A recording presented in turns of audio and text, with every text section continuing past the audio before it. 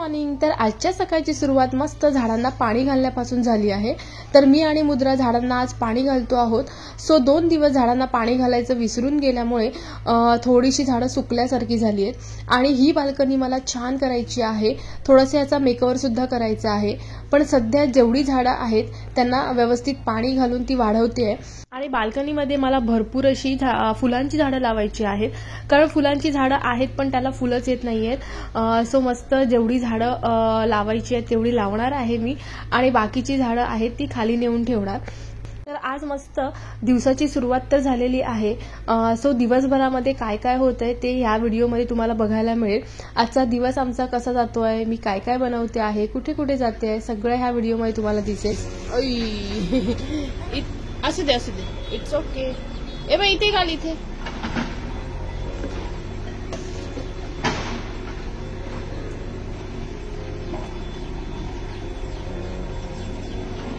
नमस्कार मंडळी and welcome back to my channel. बनवणार आहे वांग्याची कापं। सो हे बघा, हे असं उभं वांग मी घेतलेलं आहे। सो मला फिश जास्त आवडत नाही, सो आज फिश असल्यामुळे मला व्हेज फिश बनवणार आहे। सो व्हेज जे लोक व्हेजिटेरियन आहेत त्यांच्यासाठी हा बेस्ट ऑप्शन आहे। त्याची कापं आहे ती अतिशय सुंदर लागतात। सो मी कशा पद्धतीने बनवते आहे तेच तुम्हाला आज मी ह्या व्हिडिओमध्ये दाखवेन। चला तर बनवायला सुरुवात करते। पद्धतीने मी वांग्याचं काप आहे ते कट करून घेतले आणि साईज बघा मी थोडीशी जाड ठेवली आहे, कारण वांग्याची कापं एकदम पातळ करायची नाहीत, नाहीतर त्याला टेस्ट लागत नाही। थोडंसं जाड ठेवलं की आतमधून छान सॉफ्ट होतात, वरून छान क्रिस्पी होतात। सो हे बघा पाण्यामध्ये मी आता बुडवून ठेवलेली आहे। याला फक्त मी मीठ लावणार आहे आणि बाकीचं जे वरचं कोटिंग आहे ते मी वेगळं करणार आहे। ते त्याच्यामध्ये काय काय घालते ते मी तुम्हाला सांगते। तर हे बघा, हे कोटिंगसाठी मी आता सगळं घेतलेलं आहे। हा आहे बारीक रवा, त्यानंतर बेसन, तांदळाचं पीठ, हिंग, मिरची पावडर, हळद आणि थोडंसं मीठ। आता हे सगळं मी व्यवस्थित मिक्स करून घेणार आहे आणि मग ते मी लावून नंतर मी ते कापांना लावून डायरेक्ट फ्राय करणार आहे। कापांना आधीच मीठ लावून घेतलेलं आहे। सो हे बघा, वांग्याची काप आहे त्यांना मी मीठ लावून घेतलेलं आहे। सो हे बघा, एका साईडला तवा गरम होतोय आणि दुसऱ्या साईडला मी जी कापं आहेत त्यांना कोट करून घेते, जे पीठ तयार केलंय त्याने। आणि सगळी कापं तव्यावर लावून विदाऊट ऑइल, सगळ्यात पहिल्यांदा तेल मी लावणार नाही आहे, अशीच कापं तव्यावर ठेवून त्याच्यावर पाण्याचा हबका देणार आहे। पाण्याच्या हबक्याने काय होतं तर कापं आहेत ती थोडीफार शिजतात, अर्धी कच्ची शिजतात आणि त्याच्यानंतर मग तेल घालायचं, म्हणजे राहिलेली कापं नंतर तेलावर शिजतात, त्यामुळे तेल कमी लागतं। त्यामुळे मी अशा पद्धतीने भाजते। सो हे बघा, पाण्याचा मी हापका देऊन 2-3 मिनिटं झाकून ठेवणार आहे आणि त्यानंतर जेवढं गरजेचं आहे तेवढंच तेल घालून कापं आहे ती दोन्ही साईडने मस्त खरपूस भाजून घ्यायची आहेत। अशा पद्धतीने माझे व्हेज फिश रेडी आहेत। सो मस्त दोन्ही साईडला मी आता खरपूस भाजून घेणार आहे आणि छान पुलाव सोबत, डाळ भातासोबत हे खूप छान लागतात। तुम्ही नक्की ट्राय करून बघू शकता। तर आजच्या ह्या दुपारच्या जेवणामध्ये वांग्याच्या कापासोबतच मी बनवलेला एकदम झटपट असा मटार भात। सो थंडीचा सीझन असल्यामुळे मटार भरपूर मार्केटमध्ये आलेत। सो मी इथे मटार, बटाटा ह्याचा राईस बनवणार आहे, पुलाव बनवणार आहे। सो वेळ कमी असल्यामुळे मी बनवते आहे कुकरमध्ये। सो सगळ्यात पहिल्यांदा तेल आणि तूप आहे ते मी घेतलंय आणि त्याच्यामध्ये उभा चिरलेला कांदा थोडासा खरपूस असं भाजलेला आहे।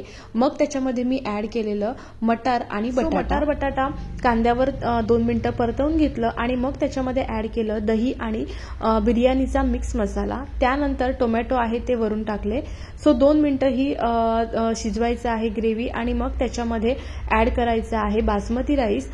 सो मी थोडासा बासमती राईस 10 मिनिटं भिजत ठेवलेला आणि त्यानंतर जेवढा बासमती राईस घेतला तेवढाच मी पाणी घेतलं, म्हणजे जसा आपल्याला फळफळीत पुलाव आवडतो, जसा सुट्टा पुलाव हवा असतो तसा परफेक्ट होतो आणि वरून तूप घातलं। सो अशा पद्धतीने झटपट असा मटार पुलाव माझा रेडी झाला आहे। तुम्ही ह्या पद्धतीने नक्की करून बघा। सो लास्ट टाइम सुद्धा मी पुलाव बनवलेला, पण जसं मी रोजच्या भाताला एकाला 2 पेले पाणी घालते तशा पद्धतीने घातल्यामुळे भात खूप मऊ असा झाला, चिकचिकीत झाला। पण पुलाव आणि बिर्याणी म्हटलं की थोडासा सुट्टा भात चांगला लागतो, त्यामुळे ह्यावेळी मी भात बनवताना जेवढं तांदूळ घेतलेले तेवढंच पाणी घेतलं, त्यामुळे एकदम परफेक्ट असा पुलाव बनला। आणि हे बघा, वरून तूप घालून मस्त पुलाव रेडी झालेला आहे। कपडे मुद्राचे कपडे आहेत. सो फायनली आता मला वेळ मिळालाय. मुद्राचा वॉर्डरोब आहे, थोडासा मेस झालेला आणि कपडे आहेत ते मला थोडेसे काढायचे आहेत जे तिला होत नाही आहेत. सो जे कपडे तिला होत नाहीत ते मी डोनेट करेन आणि जे तिला व्यवस्थित होत आहेत, जे नवीन आहेत, ट्रेडिशनल आहेत, ते मी आता अशा बॉक्समध्ये ठेवते. तर हे खूप दिवसापासून रखडलेलं माझं काम म्हणजे मुद्राचं वॉर्डरोब मला सेट करायचं होतं. सो ह्याआधी सुद्धा मी भरपूर वेळा केलेलं आहे, पण आत्ता सध्या मला 2 महिने वेळ नव्हता, त्यामुळे हे कपडे काढायचे राहिलेले होते. सो ते आधी मी हे सेट करून घेते. सगळ्यात पहिल्यांदा तर थोडेसे मोठे कपडे आहेत जे मी साईडला काढून ठेवते, म्हणजे ते नंतर यूज करता येईल.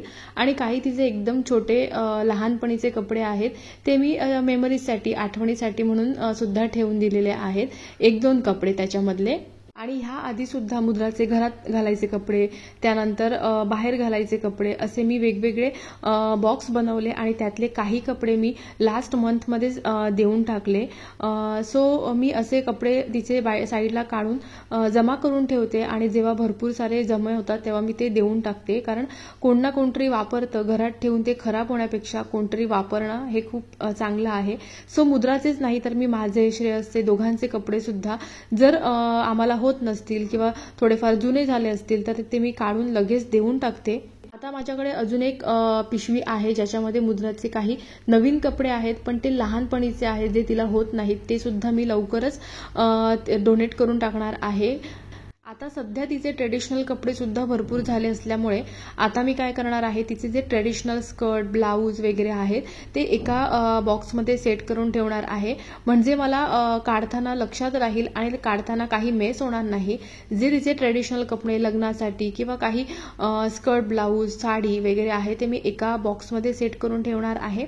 आणि त्याचबरोबर आपल्याला कुठे बाहेर जायचं असेल तर ते कपडे आहेत ते मी एका साईडला ठेवणार आहे. आणि त्याचबरोबर तिचे रेग्युलर डेली यूजसाठीचे जे कपडे आहे ते सुद्धा मी सेट करून घेतले आहेत. तिचं नॅपकिन, तिचं टॉवेल ते सुद्धा मी लावून घेतलेलं आहे, जे तुम्ही साईडला बघत असालच. आता हे दोन्ही बॉक्स रेडी केलं की सगळं सॉर्ट होणार आहे. म्हणजे जे काही मला कपडे हवे आहेत ते मला माहिती आहेत कोणत्या बॉक्समध्ये आहेत, त्यामुळे तोच बॉक्स उघडला की मला लगेच हाताला मिळणार. अशाच पद्धतीने मी ठेवते आहे. त्याचबरोबर असे काही नवीन कपडे आहेत जे अजून तिने यूज सुद्धा केलेले नाही आहेत, पण भरपूर मोठे आहेत, ते सुद्धा मी काढून ह्या बॉक्समध्ये ठेवलेले आहेत. आणि हे बघा, हे तिचे काही फ्रॉक आहेत जे बर्थडे पार्टीसाठी किंवा अजून काही रिसेप्शन, लग्न ह्यासाठी आहेत. सो तिचे जे हे हेवी ड्रेसेस आहेत ते लावता लावता त्याचं कलेक्शन सुद्धा तुम्हाला दाखवत जाईन. सो हे बघा, हे आहे तिचा पार्टीवेअर ड्रेसेस, त्यानंतर काही स्वेटर्स, त्यानंतर काही असे ड्रेसेस जे थोडेसे सॉफ्ट मटेरियलचे, कॉटनचे असे सुद्धा ड्रेसेस मी लावून ठेवलेले आहेत. अशासाठी लावून ठेवले आहेत कारण ते आत्तापर्यंत वापरलेलेच नाही आहे, त्याचा टॅगसुद्धा निघालेला नाही आहे, त्यामुळे ते आतमध्येच मी ठेवून दिले बॅगमध्ये. तर ते तसेच राहतात, लहान होतात आणि लक्षात सुद्धा राहत नाही. त्यामुळे मी हँगरला लावणं जास्त प्रेफर करते, कारण ते दिसतात आणि कधी काय घालायचं आहे ते जास्त विचार करावा लागत नाही, समोर असल्यामुळे ते लगेच आपल्याला घालता येतात. सो हे बघा, हा तिचा केरळवरून आणलेला ड्रेस आहे. त्यानंतर असे काही ड्रेसेस आहेत जे आम्ही मॉलमध्ये आम्हाला आवडलं तर लगेच घेऊन टाकतो, म्हणजे नंतर कोणत्या तरी फंक्शनला वापरू शकतो. त्याचबरोबर हे काही ड्रेसेस आहेत जे तिला गिफ्ट मिळालेले आहेत. आणि लहान मुलांसाठी आणि सगळ्यात म्हणजे मुलींसाठी भरपूर ऑप्शन असतात ड्रेसचे, त्यामुळे जेवढे घेऊ तेवढे आम्हाला कमीच वाटतात. आणि त्यामुळेच ड्रेस घेऊन तिचा आता वॉर्डरोब सुद्धा भरलेला आहे. जेवढं आम्ही नवीन तिला घेऊ तेवढंच तिचे जुने कपडे मी काढून किंवा तिला काही असे कपडे आहेत जे तिने घातलेले नाही आहेत, तिला होत नाही आहेत, असे मी साईडला काढते आणि मग ते मी इतरांना देते. म्हणजे तेवढं रिकामी होतं आणि बाकीच्यांना सुद्धा ते यूज करता येतं.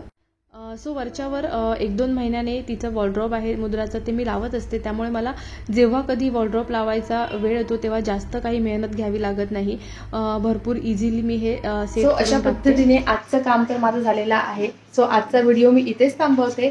चला तर आता भेटूया माझ्या नेक्स्ट व्हिडिओ सोबत. तोपर्यंत bye bye and take care.